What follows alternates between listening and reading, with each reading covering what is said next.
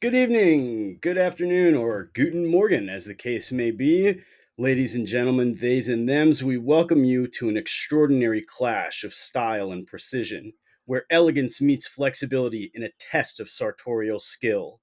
Tonight, we have the nail biting showdown that will test our contestants' dexterity, memory, and speed at knot tying. In the Madras corner, we have the Don Draper of design, the magician of Madras, Boss Tweed himself, a man who marries German precision with laid back American elegance, Freddie Wetzel. Facing off against Freddie in the gingham corner, none other than Connor Flower, the co host and producer of the renowned Apocalypse Duds podcast.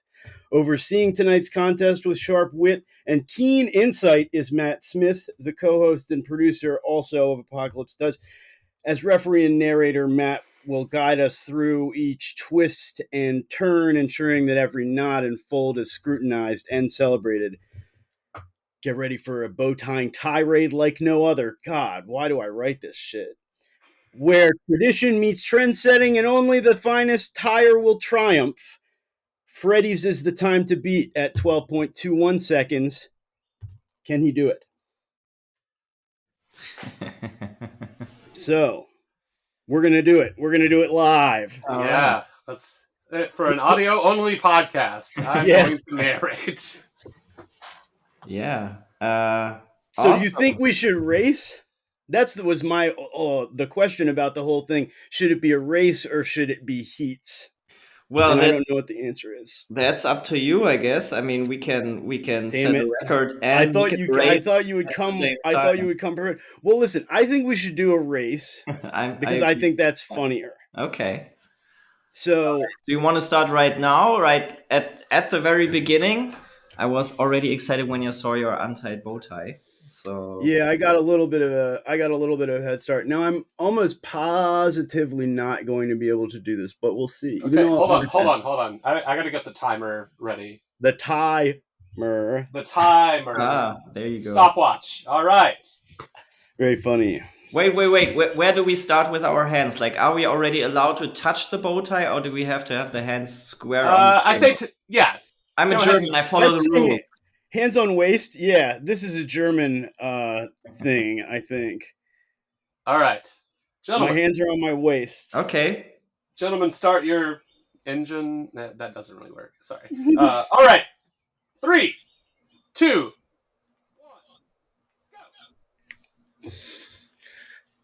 1, go. All right. So here's the knot for our listeners. Frederik comes out with an amazing lead, but it's still neck and neck. Matt has been waiting for a long time to say neck and neck. And boom! Frederik wins. And then mine, of course, looks like a ball.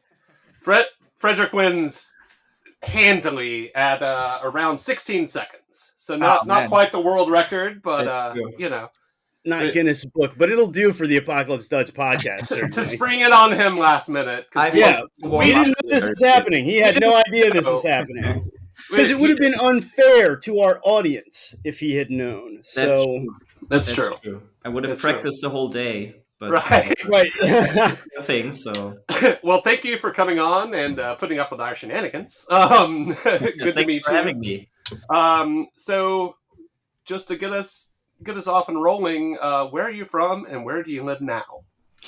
I'm from Hamburg, Germany. So Hamburg is the second biggest city that we have here.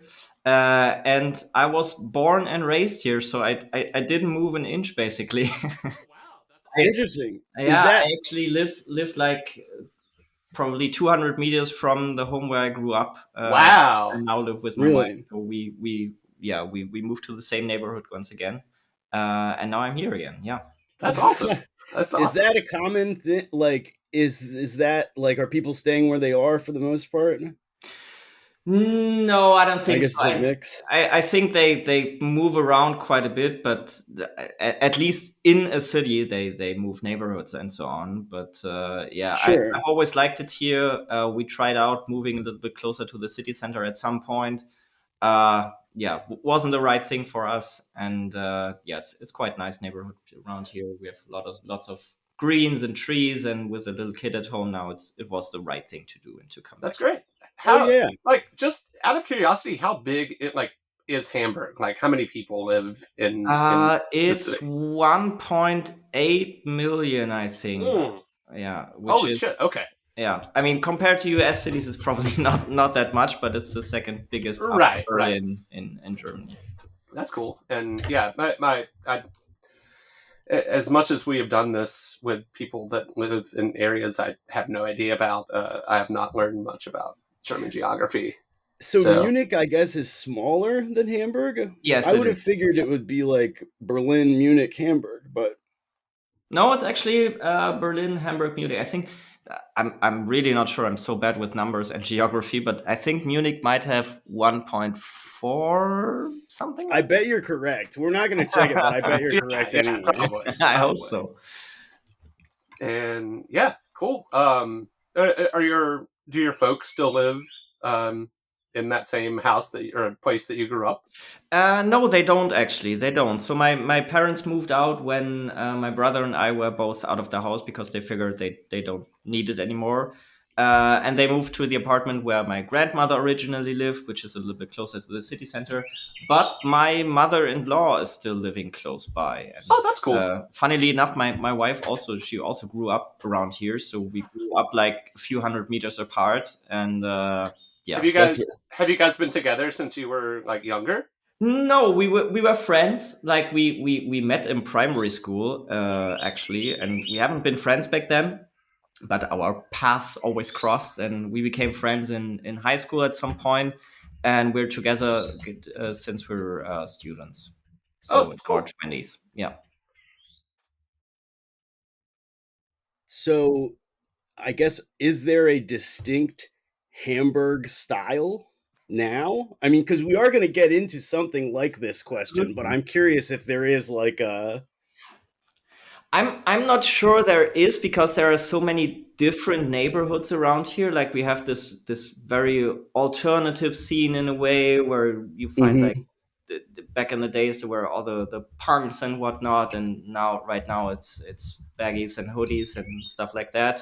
Sure. So very casual, very relaxed. But on the other hand, Hamburg also has these like richer neighborhoods or wealthier neighborhoods, and there you find like something that could almost be called like preppy in a way. So people with polo shirts and button downs and chinos and boat shoes and the like. So and I think also Hamburg is a little bit British, I would say, in a way. So when the rain comes out, which happens quite often around here, you find all these Barbour jackets and stuff like that. So that's cool. It's somewhere there, but you can find a lot of different styles around here, actually. Yeah. What kind of stuff did you see like growing up that people were wearing? Well, it was the 90s, so it was mostly bad. Well, kind of. Yeah.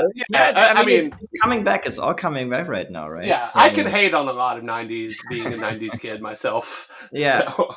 Yeah, but I guess there was the same like everywhere. That people were like in jeans and sweaters for most of the time, and it wasn't at all that special. But it always depended on where I was when I grew up. Like when I was younger, I was also very much into hip hop clothing and stuff like that, like the little white boy in the baggy jeans and stuff.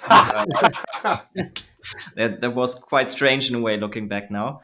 But lots of my friends were dressing like that too. So did you own a pair of Jinkos? No, I did not. Okay. Yeah. That's a star on your report card, my friend. Yeah. I've said it before. I'm glad there's no photographic evidence of me. Well, there may be some in like a deep buried photo album of my mom's, but yeah, not a whole lot of. You should uncover these. You should uncover these. No, actually what my dad did when he retired. Like my mom, she has all these photos collected somewhere, and he took all of them when he retired, and he scanned them picture by picture. Oh, that's cool. And he digitalized them. So there is digital evidence of my of my youth style, let's say. Your youthful indiscretions. Yeah. I'm not always happy that it's there, but it's there. Yeah, that's funny though. I mean, I think that style was very transformative for huge numbers of people, and we talked about it here before. Mhm. Um, it's because I guess it's American, like it's distinctly American.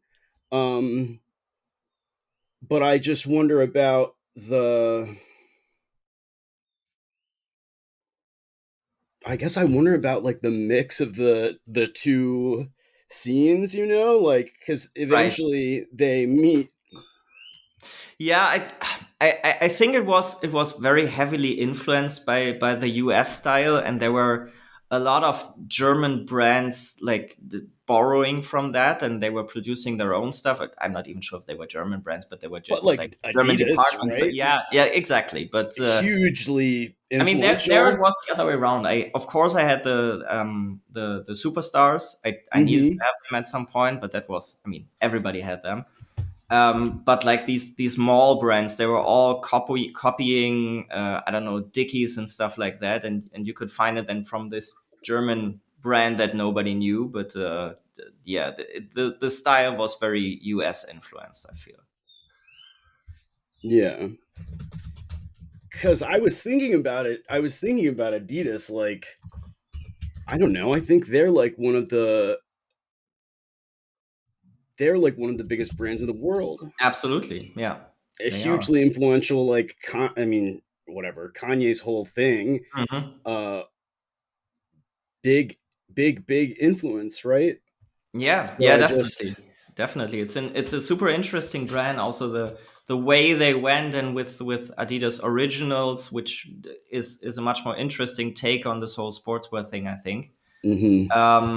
But yeah, of course. I mean, I'm not so much into sportswear now, except for doing sports, obviously. But Right. yeah, back in the days, like I love their stuff. I love what they were doing. Absolutely, yeah. We Would you do sports, right? I do.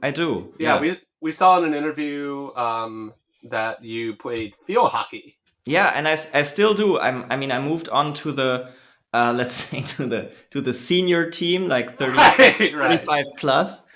But yeah, I'm still playing. I'm That's still doing cool. that. Yeah. Yeah, it's always seemed like a really fun game, and I love hockey. I played street hockey and shit Hmm. Oh, growing nice. up, but it kind of seems like somewhere between like uh, soccer and uh, actual hockey to me, which has Yeah, always yeah, been interesting. yeah, Lacrosse. exactly. And I think in the US it's more like I would say probably girls or women's sport mainly. Yeah, Um, I don't know that there are any, and I always thought that was odd because, like, to me, it seems like you could beat the shit out of each other with a wooden stick, you could, but you're and not allowed to, technically speaking. Oh, gotcha, it's against gotcha. the rules Yeah. because they gendered lacrosse, right? Uh-huh. And so in girls lacrosse, you're not allowed to check Right. very seriously anyway. Yeah. So just bizarre. I Hmm. don't know. I think everybody should be allowed to hit each other, I guess, if Absolutely, they're doing absolutely. it. It definitely helps. It should be genderless. Be allowed to hit Exactly. your opponents. Absolutely. Yeah. Oh yeah, Yeah. No, I'm still playing as long as my knees let me. I will right, probably, right. I but imagine after how many years has it been now? I think you said uh, 30. probably 30 years. Yeah. I Yeah, started when I started with school, so around 7, that's cool. and yeah, Did you I play in got. university also? I did, but not in university itself, because it's a little bit different here in Germany. So you don't have these dedicated university teams. I Oh, mean, gotcha. you Okay. do have them for some sports, but I was always in my club, which is coincidentally also in the same neighborhood that I'm living in now. So That's yeah, really fucking cool. yeah, Yeah, I yeah. guess I assume, like, I don't know how much you know about American college, but I would assume that it was kind of like the intramural um, section that we have, where it's Mhm. like, yeah, okay, Yeah, yeah, exactly, yeah, exactly. And I mean, Hamburg actually is quite big when it comes to field hockey. Like there are lots and lots of teams just here in the city. There was a time when the Bundesliga, so the first league of hockey, was just consisted just of teams from Hamburg, which was nice because nobody had to travel. Right. But yeah, it's a huge thing here, and it's probably the same clientele like lacrosse in the US. So the same people are playing it, let's say. Yeah, Yeah. that's what I would have figured. We would like to do the fit check. Looks like you're prepared. I came So prepared. Yeah, exactly. I guess we'll go feet up today. Okay, I wanted to ask where should I start, but feet up is yeah. I start with nothing because I'm not wearing any shoes. I'm at home. Hell yeah. And nothing there, but I was wearing the let's say the menswear uniform shoes, the hashtag menswear shoes, Alden Cordovan 986 shell color 8 loafers, Of the penny course. loafers. Yeah, of course. Yeah, of course. No, I Beautiful. wore them earlier this day.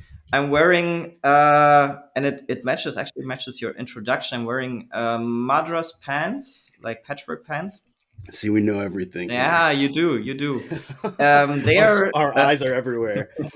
apparently under the table. So Hmm. yeah, I'm wearing these. They are actually Old Navy, which surprised me when I found them. I was like, I didn't know Old Navy is doing stuff like that. They make some kind of nice stuff. Yeah, they Like, do. Apparently you just so. pick whatever. Yeah, and I found them on eBay for like I think $20 or something. So I had to have them. Yeah, of course. Yeah, I'm wearing a university stripe Oxford shirt. I was trying not to say OCBD because I know that Sean Crowley hates people who say this, and I know he won't say it out. So yeah, I'm wearing this one from a brand called Tokyo Wednesday Club, which Okay. is as weird as it sounds. I found them through Instagram, and they make these super baggy, like basically like an old Brooks shirt, Oxford shirts, and a linen jacket, Ralph Lauren, ivory white, Yeah, sick. from the That looks old great. Made in Italy days. And Yeah, the bow tie that won the race is rugby Ralph Lauren. yeah. Yeah. I was going to ask you what your opinion is. What color belt are you wearing? It's brown. It's brown. It's a braided belt from Uniqlo. I'm like, I don't know why I follow this rule that I like have invented in my Mm-hmm. mind, apparently. But I always thought that the rule was black and Cordovan on the Yeah. same team, Yeah. brown with brown shoes. Yeah, that's honestly that's an interesting question. Yeah, I'm yeah. always wearing brown. I actually tried to find a Cordovan belt because I thought it must be out there somewhere, right? So somebody must have done My this. my Alden, grandfather gave me. I inherited one, I guess. I've Oh never wow, seen one. nice. Alden made them at one point. I doubt they still do. Um, I can't think of anywhere else off the top of my head that makes a Mm-hmm. Cordovan belt. I've Mm-hmm. always like color 8. Yes, it is like burgundy-ish, but there's enough brown undertones of the leather itself that brown Right. belt, not black belt, or a burgundy belt. Like I've seen, Yeah, yeah. yeah, that could also work. I personally have never owned a pair of Cordovan shoes. That might be heresy to some people, but it's just not my shit. And you're hosting a menswear podcast? I Oh mean, my god. to be fair, I have worked with Alden and sold a fuckload of Alden Cordovan shoes. They're just like, they're not my thing. Right. But Matt sold some to me. Matt sold me on the idea, Oh, and then I nice. found them in the thrift store, and they were too big, so I had to sell them. Okay, that's too bad. Yeah, yeah, I have to say they're not my best fitting shoes.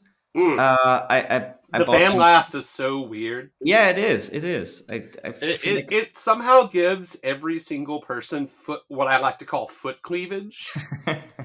And it just like I don't know how that works. Like even the most narrow of feet in Mhm. a narrow size, it still Right. gives them foot cleavage. Yeah. What does this mean, Matt? Foot cleavage. Like some loafers, where the vamp ends. Mm-hmm.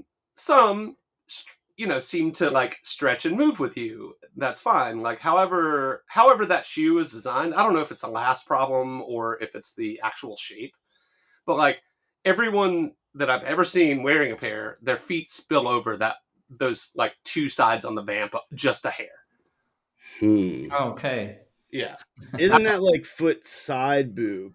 Or yeah, maybe foot side boob, whatever. It's the push-up effect of Alden. It's yeah, but like people love them, and yeah, they're fantastic shoes. I'm not shit talking them. Just absolutely. I mean, they're expertly made, absolutely. But I have heard so many people saying, "Oh, they don't fit quite right." But it's a the sizing can be difficult, Yeah, especially on especially on a shoe that doesn't have laces. It's a little exactly.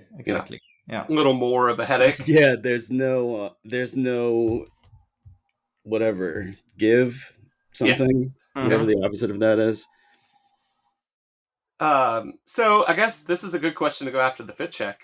How do you put together your fits, like conceptually or procedurally, from lack of better words? But what's your process? Well, usually when I'm at home, I get out of the bath and I sit on my bed and I stare at my closet and I wonder what I feel like this day. I mean, sometimes I'm planning in advance, like for instance when I have a client meeting on the next day or something like that. Then I already want to think about what to wear to this and what blazer I feel comfortable in or whatnot.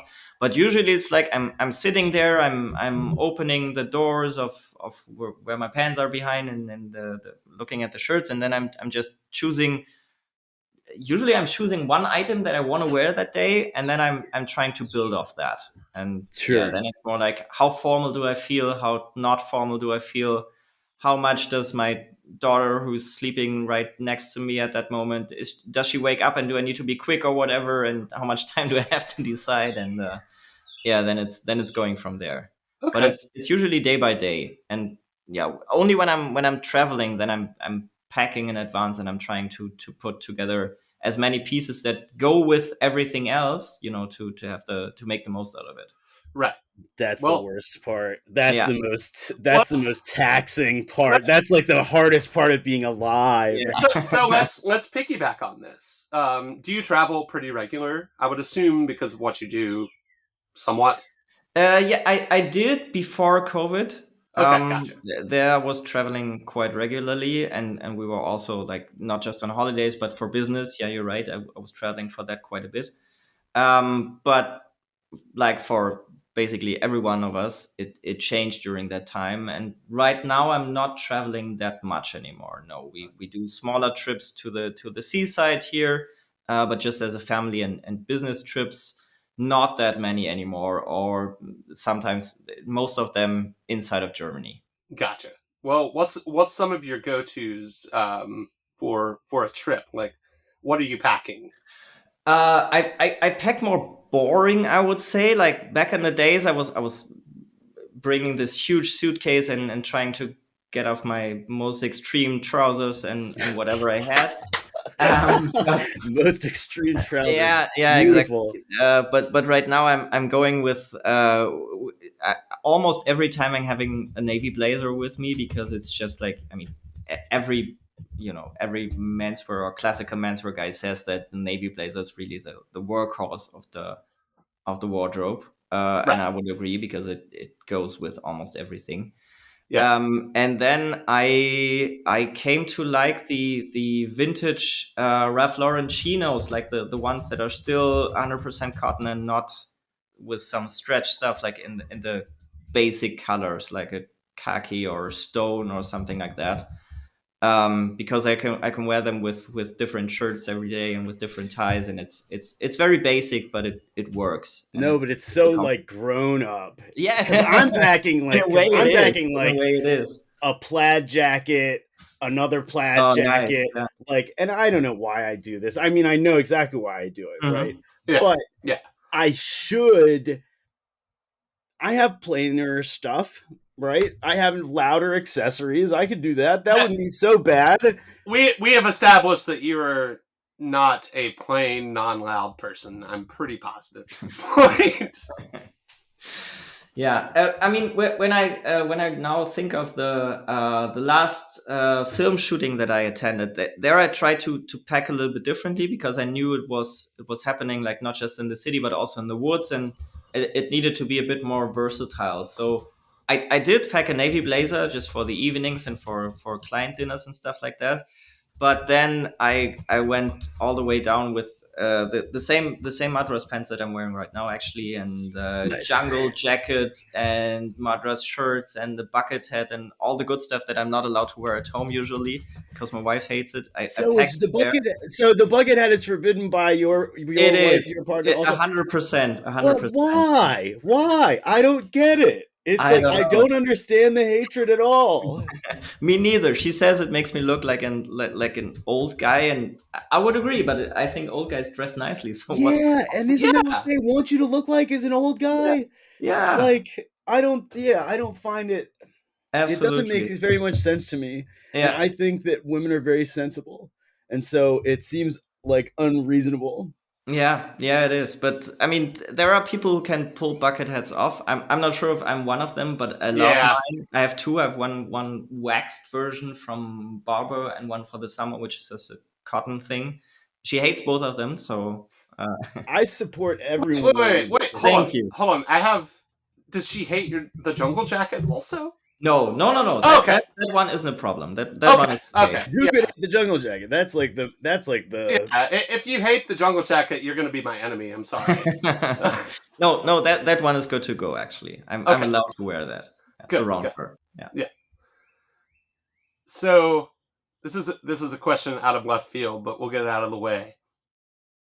Porsche pronunciation.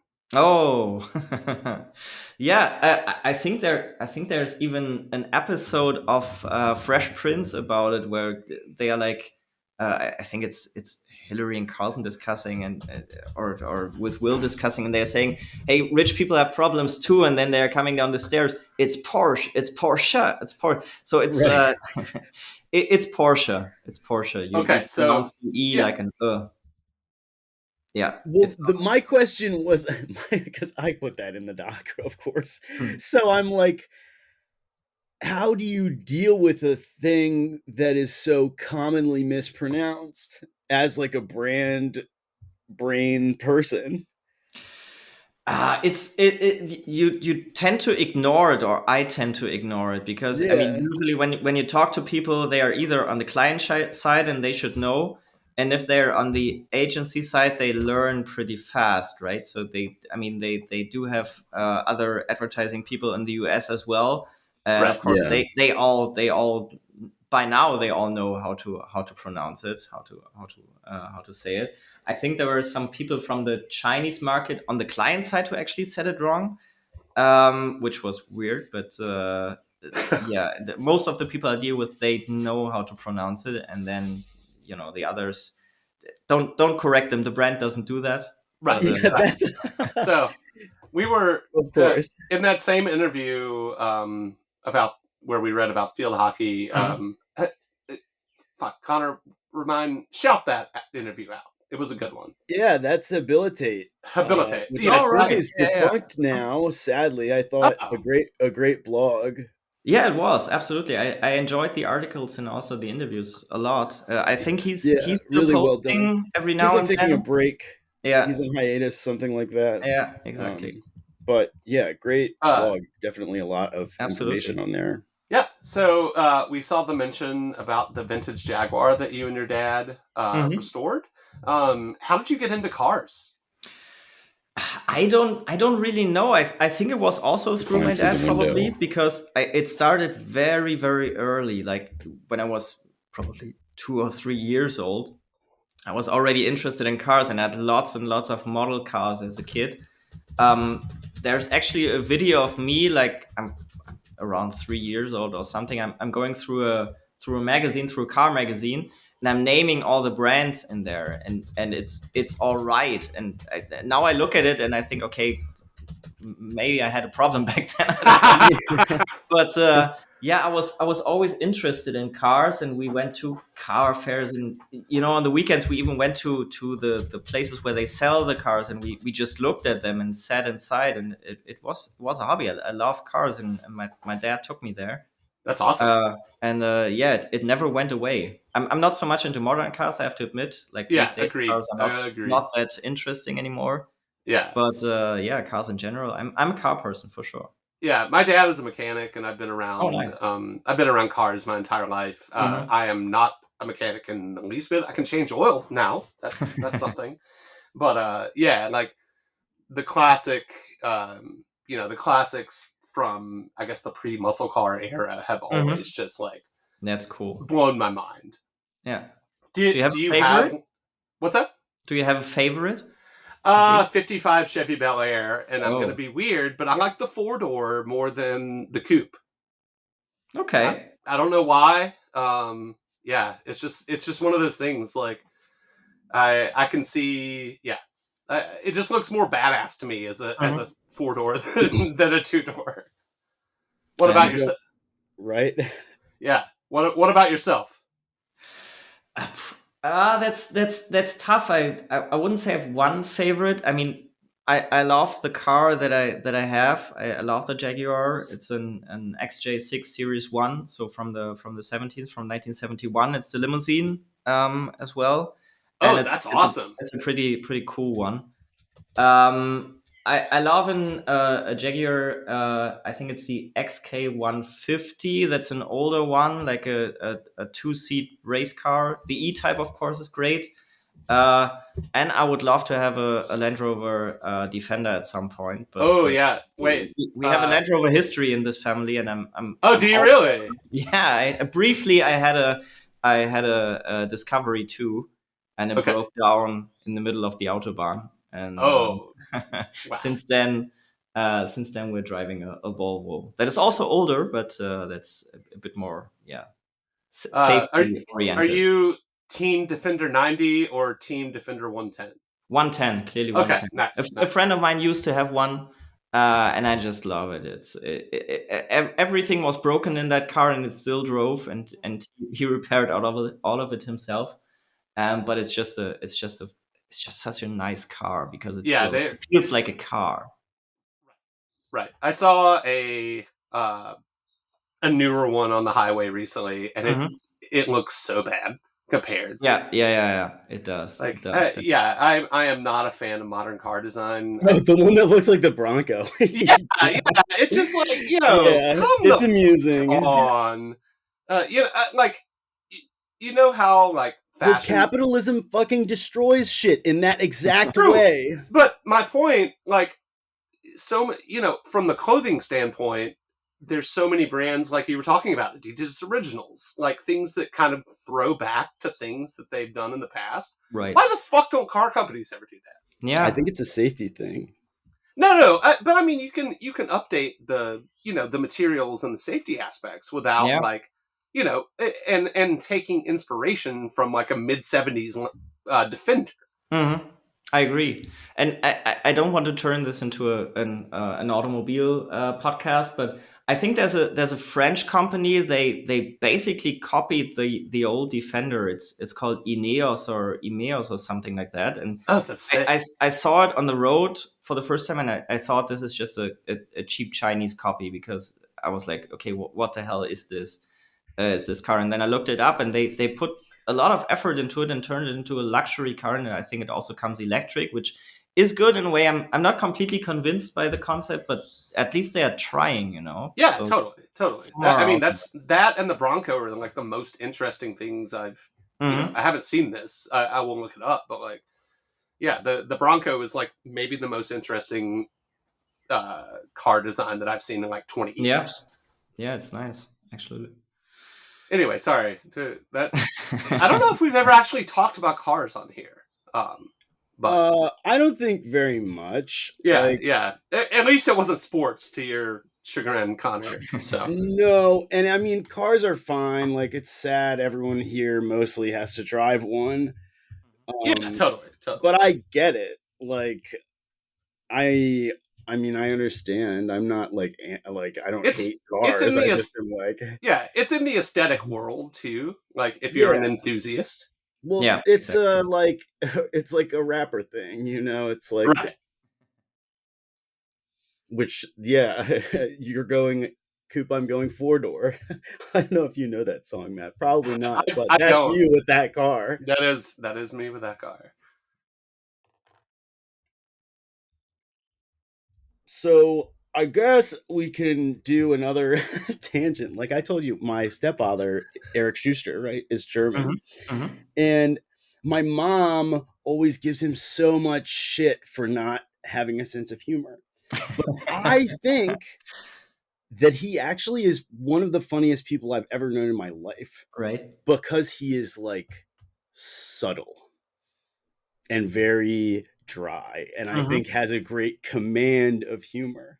And so I was wondering if you had, as a funny German, like basically on site, I was wondering if you had any input into the stereotype of Germans as humorless, because I have found it not to be true at all. Yeah. Well, thank you first of all. I it's hard to say. I know the stereotype, and I know lots of humorless Germans. I would say. I think They're out there for they're sure. They're definitely for out sure there. out there. They are definitely out there. But if you want to find a German sense of humor, then it's mostly dry. I mean, it's not like the British dry. It's a little bit different. It's more, I would say, observing in a way, and then you make like a dry comment that is Quip, on kind point. right, of. right. Yeah, exactly. That's the way to go for German humor. I mean, everything that's German comedy and whatever is just horrible, I have to say. But the average people who come with a sense of humor, they can certainly get to you, and they are probably like Eric Schuster with a right. dry humor that not everybody Right. might understand, but yeah, if Yeah. you get it, then it's good. It's funny you brought up the British sense of humor because that's immediately where my mind went. Like I consider them kind of two sides of the same coin. In Yeah. a way, yeah, I think the British humor is a bit more, yeah, not over the top, but probably also more black. I mean, is black humor a thing? Yeah. uh, And like I would say absurdist, I guess. yeah, exactly, and it's even more the volume turned up more that you think like, okay, can you actually say that? Wait, yeah, but you can, and it's funny in a way. So I think we're a little bit toned down on that, but yeah, Yeah. there are similarities. We'll leave it at this, but I think that is probably chalked up to a historical event in certain ways. That might also be true. Yeah. Yeah. So your fit pics are fucking phenomenal. Thank you. Yeah. One, It's like one. it's like you're a professional. Yeah. Seriously, like, I am not a fit pic person as much these days, but like in the past, I have definitely struggled. Connor has talked openly about his struggles with it. Mhm. Yeah. What's your process for that like? Like, do you location scout? What's Yeah. some info you can give to the budding fit pick Yeah. Are person? you devising these scenarios? Do you have like what do they call it? Storyboard?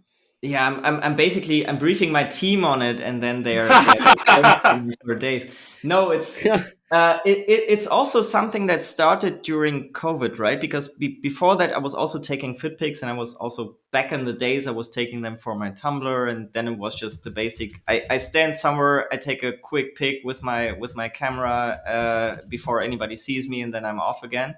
Right. But during COVID, I figured, okay, there wasn't much else to do, right? When you're stuck at home and you can't do much Yeah. and you're working from there, and I just wanted to do something with that, and I just didn't want to stand there and photograph what I'm wearing, but I wanted to put some stories behind it in a way. So Yeah. I started going into that, and I just made up my mind, okay, what would be, I guess, funny in a way, because I think one of the first pics that I took was like me sitting in the corner with a butter knife and the tie around my head, and like Yeah, well, it's like a like a going diary. It's insane person. And yeah, I was just trying to tell little stories, because I thought just standing there and doing nothing is a bit boring, so I wanted to do something about it. And then I tried to come up with ideas more or less spontaneously. Sometimes they're inspired by the items around me, I guess. Most of the pics I take at home, actually, so they are in one of our rooms here in the apartment, so I don't do much location scouting. And most of them I also take myself. So sometimes when we're on the road, I force my wife to get one.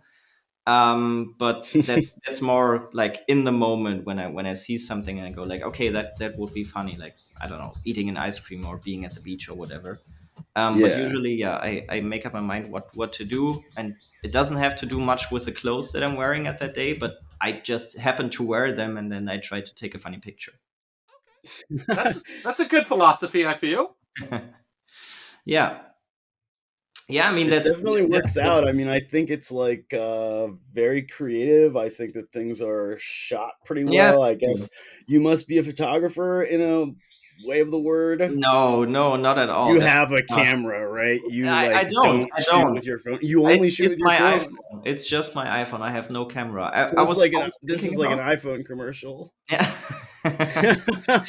No, I think, I mean, I don't even try to get something like nice lighting and right angles and whatever. Like, it's always front camera, almost like staged. I mean, you see that they are staged, and that's fine for me. But if I'm trying too hard, I think it would feel weird. So I'm definitely not a photographer, and maybe with a camera it would be worse. So maybe it's good to stick to the iPhone and just not do much with it.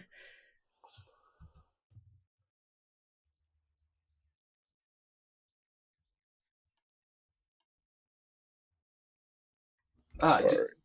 oh, you're good. Do you remember learning to tie a bow tie? Obviously, you're an incredible bow tie tire.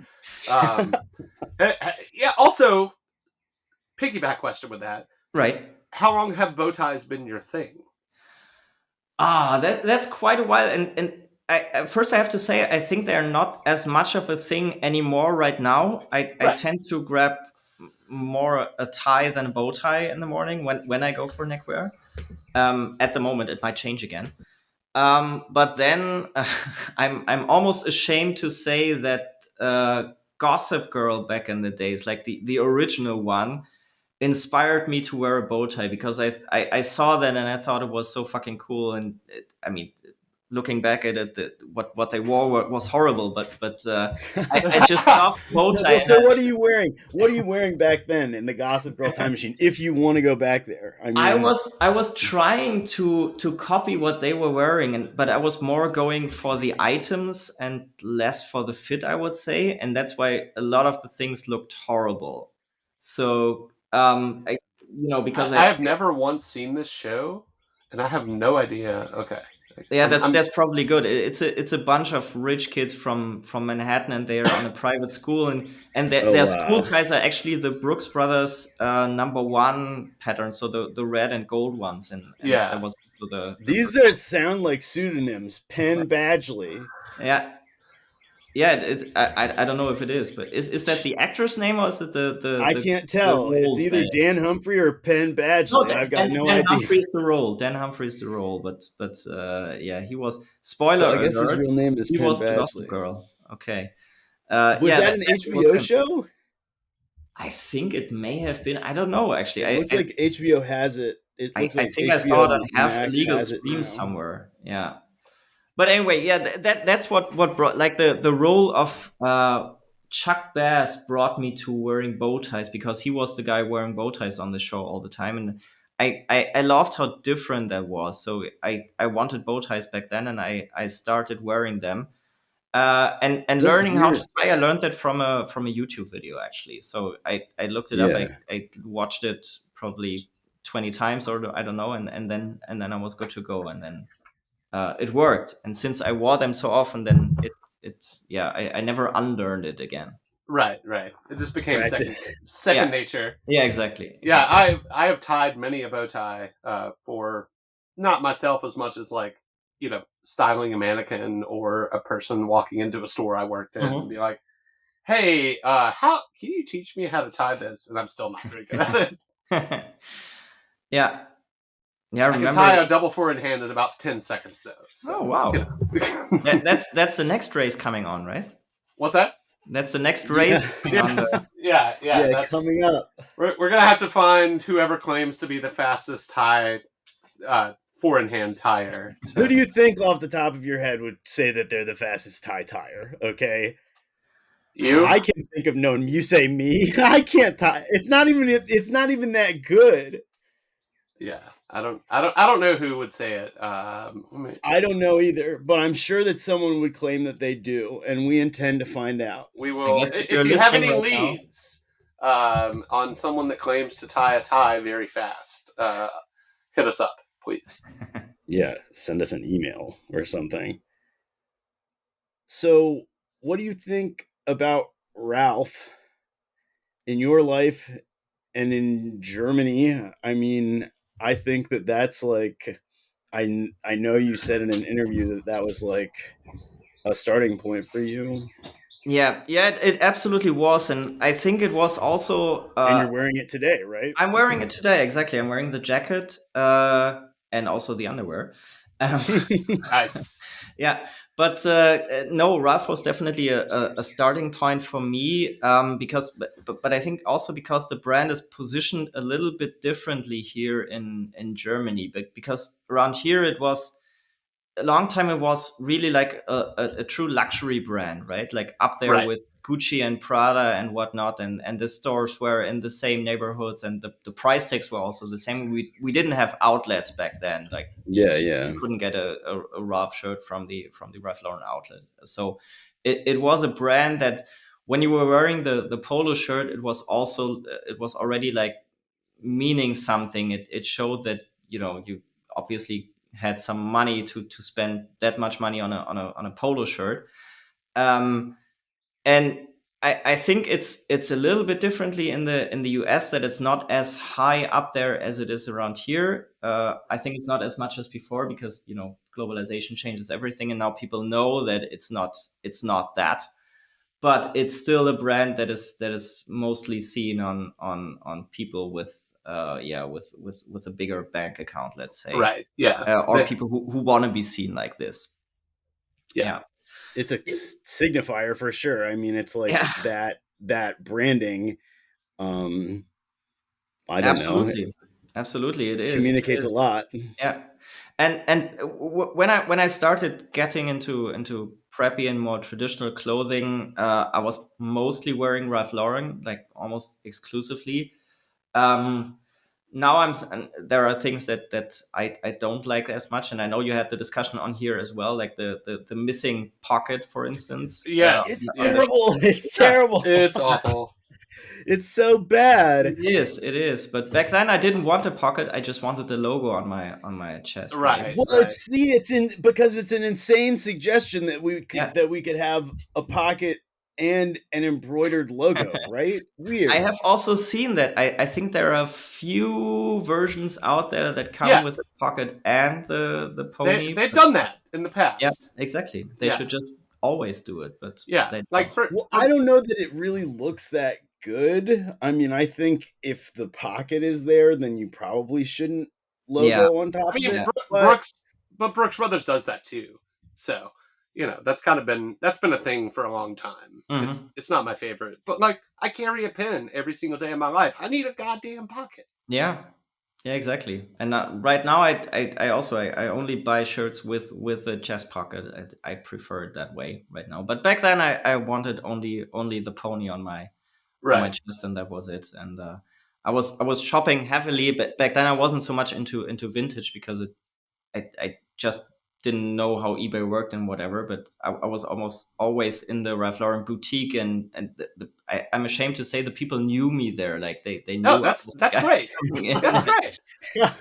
I don't know if they said, "Oh, it's him again," but they. Dude, one of the best things as a human being that you can be is a regular. Probably, yes. Yeah. That's at least it's one of my personal favorite things. Mm-hmm. Like, yeah. Oh, cool. In good Yeah, I clothes, have I heard agree. people say that. I mean, I think that that's like a good because it means like you don't suck, Mhm. right? Yeah, Like yeah. you're not an asshole to waiters, servers, what have you. Yeah, yeah, that's true. That's Do true. uh have you, like, over the years, have you had some people in your, in your friend group that were into the same kind of like Ivy preppy thing, or are you a little bit of an outlier? In a way, I am. I almost am. I have one of my best friends. He started with me on that journey. I would say, like, he was interested in clothing after school. I was interested too. He moved to Paris, and there was a Brooks Brothers in Paris back in the days. I know they closed it by now because they're pulling out of the European market for whatever reason. Wow. Anyways, Yeah. but we were both like going there and, oh my god, I need this shirt, I need this, I need that. And he embraced it as much as I did, and he went away from it a little bit. I think mostly because he needed to wear suits on a daily basis on his job, while I Right. didn't. So for me, it was a free choice, and for him, this was, he was almost forced to do it. So he's a bit more casual right now. And then a former colleague of mine, I met him through work. He's French, actually, but he moved to Germany a long time ago and worked in German advertising agencies. And before I even met him, my boss back then said, "Oh, you need to meet this guy. He's dressing just like you." And I was like, "Yeah, nobody's dressing like me. I doubt that." But then we met, and actually, it's true. I mean, he's probably putting the French spin on it in a way. There are differences, but The oft he's the one discussed person. Yeah, French ivy. yeah, that's true. That's true, exactly. But he's the one person that I can that doesn't look at me weird when I talk, collar points and leather kinds of leather and whatever, because he knows these things, and he's also, or he was a lot into ivy and traditional clothing. So what is kind of like your work environment these days with like with what people are wearing? In the States, it's oftentimes like a fleece vest and a quote unquote golf shirt. Mhm. Just very I casual. guess depending where you're working. Yeah, Well, yeah. if you call this already casual, then don't let me tell you about German advertising agencies, because here, and it's a good and a bad thing in a way, but people can wear whatever they like. I Yeah, mean, yeah. in the summer, there's tank tops, there's flip flops, there's shorts, there's everything, Right. like super casual. I mean, if you're meeting a client, you probably wouldn't put on would put something on top of the tank top, but still, people just go with their own styles, and it's lots of hoodies, sometimes even sweatpants to work. Again, especially after COVID, if you're going Right. to the office, then you might still wear the same thing that you're wearing at home. But yeah, it's super casual and laid back, and nobody bats an eye. But I think that has good and bad sides in a way. Yeah, totally. Totally. I guess advertising is also a little bit more of a inherently casual thing than, Yeah, it say, is. Yeah. say like a, white collar law firm.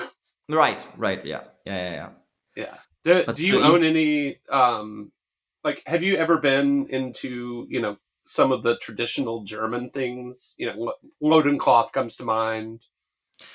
only as a kid, because my mom, she's from northern Bavaria, Okay. Mhm. and like sometimes she forced my brother and me into like a Loden jacket and stuff like that. I know I hated it so much.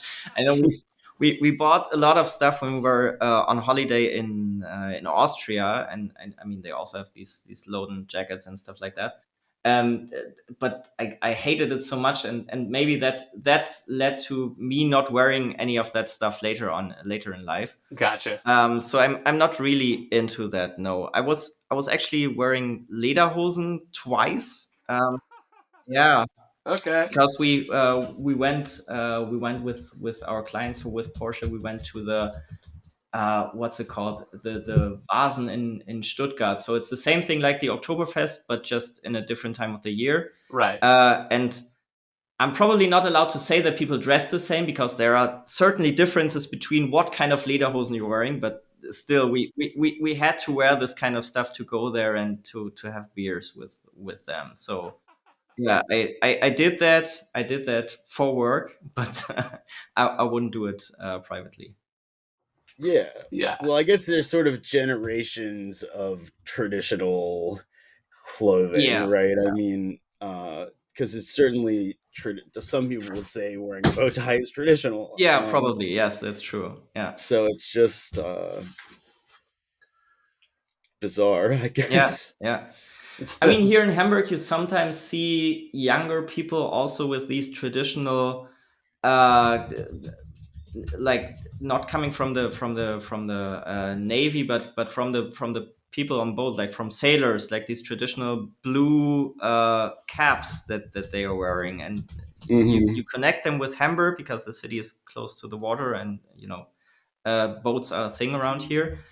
But you either see them on really really old people or on young people getting into that style because, but it's super traditional.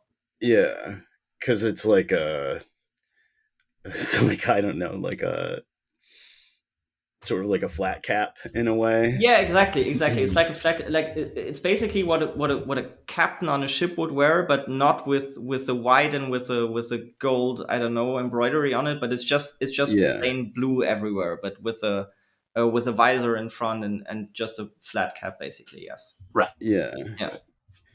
Is there an Ivy League sort of equivalent in Germany? Like, if we're talking about Ivy style, right? Is there like are the are the top schools in Germany like clustered in some way? I don't think they are really because the system around here works a little bit differently than in the US. So you have these cities where okay, this city is good if you want to go into medicine or into law or whatever, and Oh, then I it always see. depends on where you're going for that. There are a lot of private universities popping up more and more where you have to pay quite a lot because usually in Germany you don't have to pay as much as in the US Yeah. for I feel like studying. the US is definitely the most expensive, like Second to secondary. none for Yeah. Yeah. sure. Yeah, absolutely. I agree. I think I so too. can't imagine. I can't imagine a worse place. Yeah. but therefore there's no real Ivy League around here. No, Yeah, really. yeah, because it's the state. Yeah. Yeah, exactly. Interesting, but that's we like that. We We like do. that. I We think do like that's we good. support that. We support that. Oh, So absolutely. Yeah. we're gonna close out with this, which is something that us as Americans can't even fathom. 3 months of parental leave. Yeah. Yeah. That's mind blowing. I could have taken more actually. Really? Yeah, it's Wow. you can divide it here between the mother and the father, or Okay. between the parents, let's say. And I think it's 12 months in total that you can share whatever way you want to, Holy and shit. Wow. also like 14 months when you work part-time at some point or something like that. So Wow. it's quite good. That's so Yeah, funny. I yeah. was That's talking with just my psychiatrist today. I think we could devise a bed um so that basically someone could have birth on the bed and go to work immediately. And I think that that would be my million man, dollar idea. don't give anyone that any Yeah. fucking asshole that idea. God damn it. Yeah. Yeah. I'm surprised it doesn't exist already. I mean, really. Yeah, you and me both. Yeah, that's going to be the next Elon Musk Yeah. endeavor. Oh yeah. Anyway, Frederick, dude, this has been fantastic. Thank you so much again for coming on. Thanks for having me. Yeah, it's been a fun discussion, and we love the more international guests that we can get. Yeah, thank you So very much. yeah, to close out, we always give our guests a chance to shout out whatever they would like to. So throw your Instagram handle and anything else you want to praise out there. Yeah, thank you. So yeah, my Instagram handle is at happy preppy. You can find me there, and if you like what you see, you can follow me.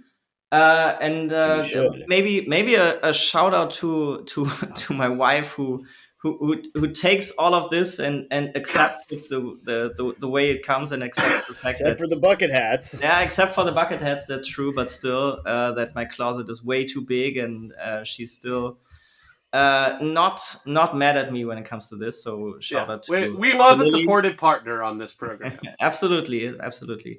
Lily, I love you. My daughter as well. If you listen to this in a few years, don't be embarrassed. And, yeah, Wait, thanks so much for having me. Yeah, dude.